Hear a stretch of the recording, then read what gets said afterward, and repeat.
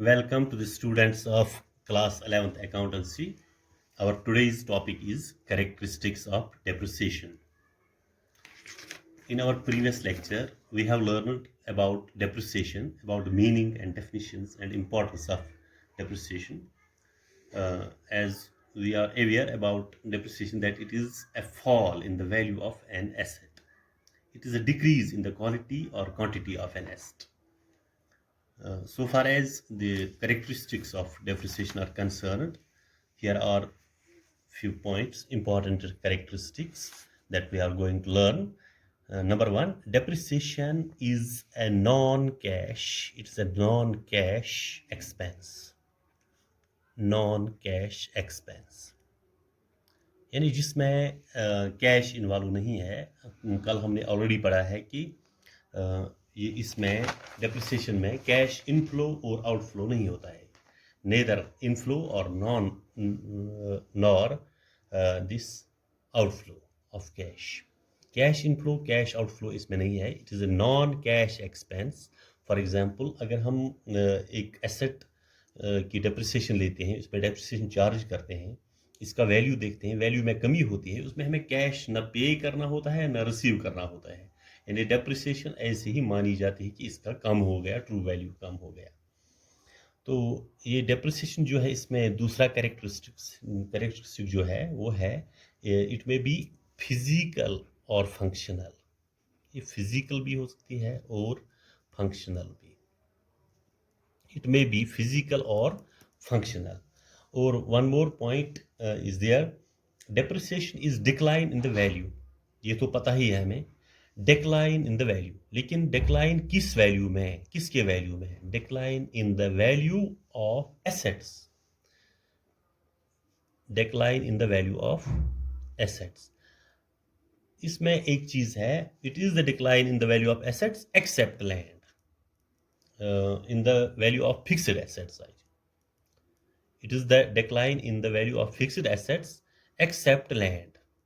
देखिए, जो fixed assets हमारे पास हैं, प्लांट एंड मशीनरी है, लैंड एंड बिल्डिंग है, कंप्यूटर्स हैं, फर्नीचर है, व्हीकल हैं, तो ये सब फिक्स्ड एसेट्स हैं. इन फिक्स्ड एसेट्स में हर एक चीज़ में डिप्रिसिएशन हो सकती है. अगर बिल्डिंग है, वो पुरानी है, 10 साल पुरानी है, उसमें हम कह सकते हैं कि इसमें थोड़ी सी रिपेयरमेंट की ज़रूरत है, उसका काटते हैं हम. या अगर गाड़ी की सेल होती है तो उसमें डिप्रिसिएशन लेते हैं. लेकिन लैंड जो है, लैंड बिना लैंड के हमें डिप्रिसिएशन चार्ज करनी है, क्योंकि लैंड के वैल्यू में कमी नहीं होगी. वैल्यू में कमी होती है एसेट्स की एक्सेप्ट लैंड. ये याद रखना कि लैंड की वैल्यू में कमी नहीं होगी. और उसके बाद depreciation is charged in respect of fixed assets only. हाँ, जब डेप्रिसिएशन हम चार्ज करते हैं तो ये डेप्रिसिएशन किन में लगाई जाती है? Fixed S only fixed assets. In respect of fixed assets only. Depreciation can be charged in respect of fixed assets only. और वन मोर कैरेक्टरिस्टिक जो आपको याद रखना ज़रूरी है, depreciation reduces the book value not the market value of assets. हाँ, reduces book value but not market value. Market value में कमी नहीं होती है एसेट के मार्केट वैल्यू में.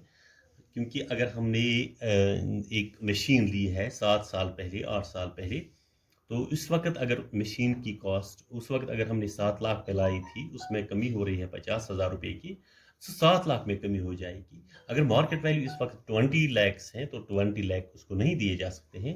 लिहाजा मार्केट वैल्यू में कमी नहीं होगी, वो सिर्फ बुक वैल्यू में कमी हो सकती है. हाँ, अब एक और कैरेक्टरिस्टिक है, depreciation once charged cannot be recouped or reduced afterwards. एक बार once charged, एक बार जब हमने चार्ज की तो फिर दोबारा वैल्यू में रिडक्शन नहीं होगी, तो फिर रिकूप नहीं होगा afterwards. Depreciation once charged cannot be recouped or reduced afterwards. And one more ये क्या है characteristic, depreciation does not depend on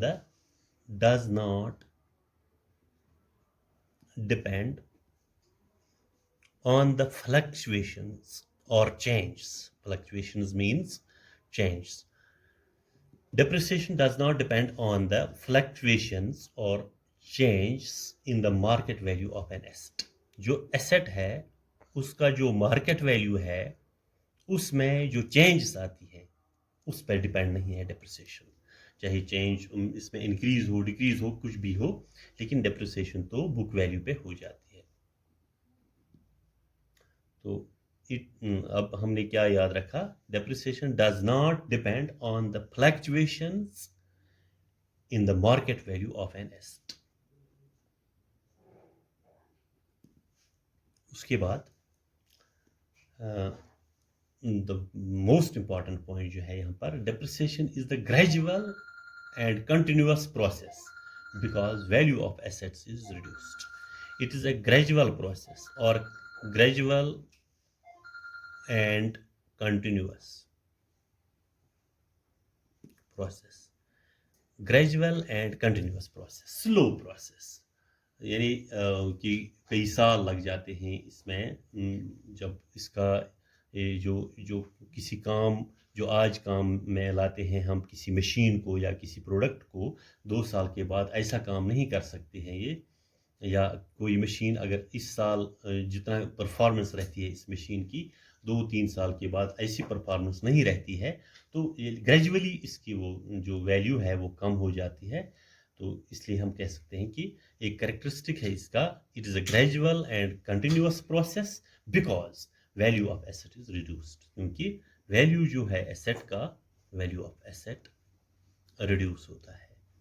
ये हम हमारे पास कुछ हमने आज सीख लिए characteristics of depreciation, and in our next lecture we will learn about the factors and this methods of depreciation. So I think it's enough for today. Have a nice day.